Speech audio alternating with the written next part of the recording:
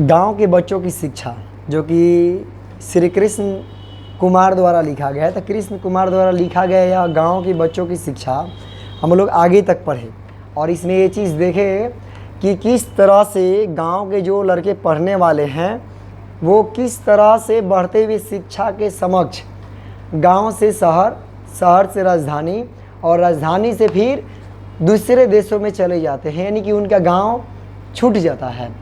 तब हम लोग देखेंगे कि गांधी जी ने भी शिक्षा के बारे में क्या चीज़ बताया है और इसके बारे में कृष्ण कुमार जी क्या अपना राय जोड़ रहे हैं। इसमें तो बताया जा रहा है कि गांधी जी की बुनियादी तालीम की रूपरेखा आज भी शिक्षा, खास तौर से प्राथमिक शिक्षा की एक नया जीवन देने में सक्षम है। यानी गांधी जी द्वारा जो शिक्षा का रूपरेखा तैयार किया गया है, तालीम की रूपरेखा जो तैयार किया गया है, वो आज भी शिक्षा, खास तौर से प्राथमिक शिक्षा के लिए एक नया जीवन देने में सक्षम है।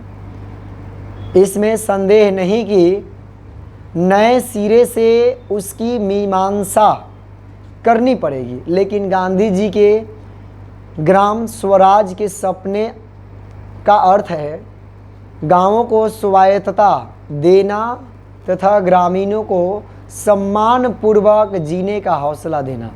यानी गांधी जी का ये सपना है, ग्राम स्वराज का सपना का मतलब है कि गांवों को स्वायत्तता देना और ग्रामीण जो लोग हैं ग्रामीण लोगों को सम्मान पूर्वक जीने का हौसला देना। इस प्रक्रिया में बुनियादी तालीम की उनकी रूपरेखा आज भी हमें प्रेरणा और काम करने की एक परिधि दे सकती है। आखिर उन्होंने इतना ही तो कहा था कि गांव के पारंपरिक उद्योगों और गांव की प्रकृति से शिक्षा को जोड़ें, बगैर शिक्षा में सीखने का वह महत्व नहीं आ सकता जो उसे सार्थक बनाता है। यानी जो पारंपरिक उद्योग और गांवों की जो प्रकृति है उसको शिक्षा से बिना जोड़े, बगैर जोड़े शिक्षा में सीखने का वह तत्व नहीं आ सकता जो उसे सार्थक बनाता है। शिक्षा का जो चरित्र पिछले 50 वर्षों में उभरा है वह दरअसल गुलामी के दिनों से ही स्थापित हो गया था। हमारे नेताओं ने इसको बदलने की कोई खास कोशिश नहीं की। उसके सामाजिक चरित्र पर सीधे प्रहार किए बिना शिक्षा और विनाशकारी विकास के बंधन को आप तोड़ नहीं सकती। इस बंधन को तोड़ना ही शायद आज इस नई शक्ति का पहला मुद्दा है, जिसको आप पंचायती राज और पंचायती राज के दायरे में महिलाएं शक्ति का नाम दे रही हैं। यानी जो हम महिला शक्ति का नाम दे रहे हैं, इसको बिना पंचायती राज और पंचायती राज में जो रहने वाली महिलाएं हैं, इसमें बिना परिवर्तन, बिना शक्ति बढ़ाए हम इस चीज़ को नहीं कर सकते हैं जब तक इस बंधन को हम नहीं तोड़ेंगे। अरे कमारा लय की कहानी हर गांव में घटती है और हम उसे लाचारी से देखते हैं। मतलब जो कमारा लय की जो कहानी है कि पहले गांव में प्राथमिक शिक्षा लिया, उसके बाद शहरों में गया, उसके बाद फिर विदेश गया। ऐसी कहानियाँ प्रत्येक गांव में, हर गांव में ऐसी घटनाएं घटती है। नहीं होता है कि गांव की शिक्षा लिया, पहले प्राथमिक शिक्षा लिया, उसे पढ़ने में तेज़ निकला तो शहरों में गया, फिर शहरों में और शिक्षा लिया तो बाहर चला गया, यानी कि विदेश चला गया। इस तरह से गांव छूट जाता है। करे हमने देश के विकास को जिस तरह से समझा है और अमल में लाते हुए देखा है, उससे यह लाचारी बढ़ती ही जा रही है। आज तो बड़े राजनीतिक दलों के नेता भी यह कहते हैं कि पूंजी के राज के सामने हम लाचार हैं। ऐसा लगता है कि सारा देश बहुराष्ट्रीय कंपनियों को गिरवी रख दिया गया है। भारत का पूंजीवाद विश्व पूंजीवाद का साथी बनकर हमारे प्राकृतिक संसाधनों यानी साधनों को सिर्फ दोहन का शिकार बनते हुए देखना चाहता है। ऐसा ही ना है, जो हमारा सरकार है वो भी विदेशी कंपनियों को यहाँ बसा रही है और यहाँ की जो भी प्राकृतिक संसाधन हैं उन सभी चीज़ों को नष्ट होते हुए देखना चाह रही है, समाप्त होते हुए देखना चाह रही है। रहे वह हमारे मानव संसाधनों का केवल इस काम के लिए इस्तेमाल करना चाहता है कि वे इस दोहन को काम आए, मतलब इस जो दोहन है इसकी बर्बादी है, इसके काम है, केवल इसका उपयोग के ही काम में आए। आज देश के कुछ हिस्सों में यह कथा ज़्यादा आसानी से पढ़ी जा सकती है तो कुछ हिस्सों में कल पढ़ी जाएगी। इस इबारत को आज अगर हम नहीं पहचानेंगे तो कल काफ़ी देर हो जाएगी। मतलब इस परिस्थिति को अगर हम आज नहीं पहचानते हैं तो आगे आने वाले समय में बहुत काफ़ी देर हो जाएगी।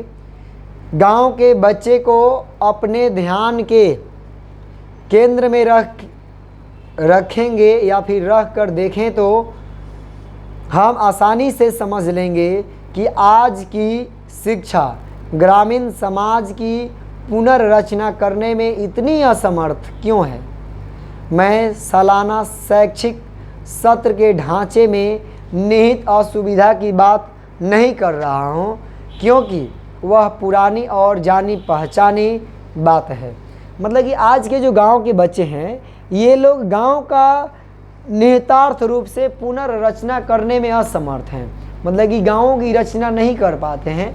ये समझने समझाने की बात नहीं है, क्योंकि सभी लोग जानते हैं कि सभी लोग जो गांव के हैं वे लोग गाँवों से पढ़ करके शहर में निकलना चाहते हैं और शहरों से पढ़ करके दूसरे देशों में यानी कि विदेशों में निकलना चाह रहे हैं, जाना चाह रहे हैं, वहाँ पहुँचना चाह रहे हैं। इस तरह से वे लोग गाँवों की ओर ध्यान देना बंद कर देते हैं। इस प्रकार से गाँवों की पुनर्रचना नहीं हो पाती है। अरे शिक्षा सत्र का ढांचा कब ऐसा बनेगा कि बच्चा घर की जिम्मेदारियों को निभाते हुए पढ़ाई कर सके। कौन कह सकता है। निर्णय लेने वालों को यह समस्या 100 साल से ज्ञात है और वे समय समय पर इसकी चर्चा भी करते हैं, पर नाला वहीं गिरता जा रहा है। शायद वह तब तक नहीं गिरता रहेगा, तब तक वहीं गिरता रहेगा जब तक ग्रामीण समाज और उसके राजनैतिक नेता ज़बरदस्त दबाव नहीं पैदा करते। फिलहाल मैं सत्र के ढांचे, स्कूलों की खस्ता हालत, शिक्षा की दयनीय परिस्थिति जैसे संरचनात्मक मुद्दों की जगह पाठ्यक्रम के गांव विरोधी चरित्र का मुद्दा उठा रहा हूं। आज पढ़ाई जा रही है पाठ्य पुस्तकों में गांव की उपस्थिति नगण्य है। मतलब आज जो भी पाठ्य पुस्तक पढ़ाया जा रहा है उस पुस्तक में गांव की व्याख्या, गांव की उपस्थिति जो है वो नगण्य है, नहीं के बराबर है। भाषा की पढ़ाई के लिए लगाई गई पाठ्य पुस्तक के 20-25 पाठों में मुश्किल से 2-3 पाठ ऐसे होते हैं जिनका कथ्य ग्रामीण जीवन से संबंधित होता है। मतलब कि मात्र 2 ही 3 पाठ ऐसे मिलते हैं जो ग्रामीण जीवन से क्या होते हैं, संबंधित होते हैं। यह हालत दिखाती है कि देश के 75% जनता का परिवेश पाठ्य पुस्तक बनाने वालों के लिए क्या महत्व रखता है। लेकिन ज़्यादा चिंता तब होती है जब आप उन 2-3 पाठों को ध्यान से पढ़ते हैं जिनमें ग्रामीण परिवेश या पात्रों का चित्रण किया जाता है। अधिकांश रूप से यह चित्रण गांव के जीवन को दोयम दर्जे का सिद्ध करता है। गांव में रहने वाले स्त्री पुरुष प्रायः उभारा जाता है।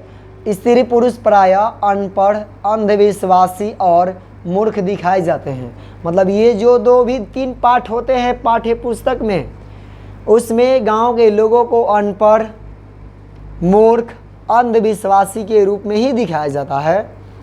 वास्तव में कभी भी, यानी जब कभी गांव का सकारात्मक रूप उभारा जाता है, वह एक रोमांटिक अंदाज में होता है। वास्तव में जिए जा रहे हैं, जीवन की समग्रता उसमें नहीं होती। कोई आश्चर्य नहीं कि पढ़ लिख कर बड़ा होने वाला गांव का बच्चा अपने परिवेश की ज़िंदगी से मानसिक रूप से कट जाता है, या फिर भीतर ही भीतर उससे नफरत करने लगता है।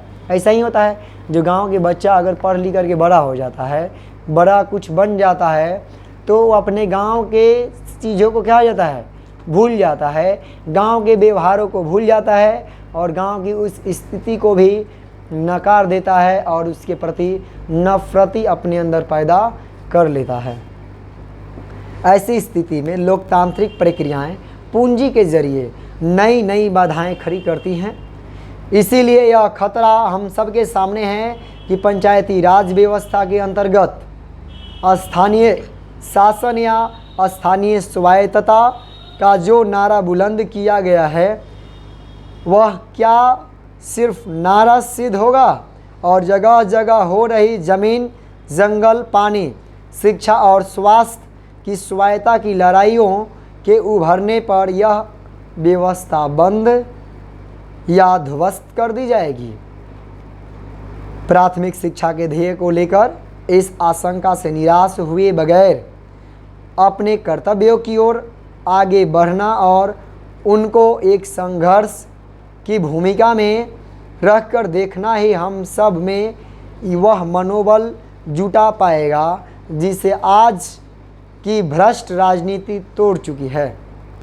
हमारे बच्चे हमारे इर्द गिर्द ही रहते हैं। वे जानते हैं कि हम में से बहुतों का मनोबल आज इस स्थिति से लड़ने का नहीं रह गया है।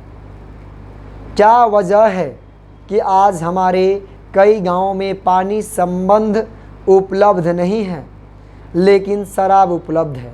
मतलब क्या वजह है कि आज हमारे गांवों में पानी उपलब्ध नहीं है, शराब उपलब्ध हैं। पेप्सी और कोका कोला के बोर्ड पर हर जगह पहुंच गए हैं, लेकिन साफ सुथरा पानी पीने के लिए हमें इस शहर में भी फिल्टर लगाना पड़ता है। इस पूरी परिस्थिति की विसंगतियों को आप एक बार उधेड़ना शुरू करें तो आप पाएंगे कि यह पूरा जाल जो नीतियों के नाम पर हमारे सामने रखा जाता है, एक फटे पुराने साल जैसा है। इसको उधेरे बगैर नए सिरे से इसकी बुनियाई यानी इसकी बुनाई नहीं हो सकती। इसकी नए सिरा से बुनावट में ही कहीं शिक्षा का सुधार और इसकी प्रक्रिया को फिर से बल देने का इरादा शामिल है। यानी कि जहाँ क्या है कि जहाँ साफ पानी नहीं है वहाँ पर क्या है, कोका कोला उपलब्ध है। जहाँ इसी तरह से है कि बिना जो फटा पुराना जो साल है उसको बिना उधेरे बिना फाड़े चिरे नया साल नहीं बन सकता है, उसी तरह से इन सभी परिस्थितियों को बिना समाप्त किए नया स्थिति को बनाना संभव नहीं है।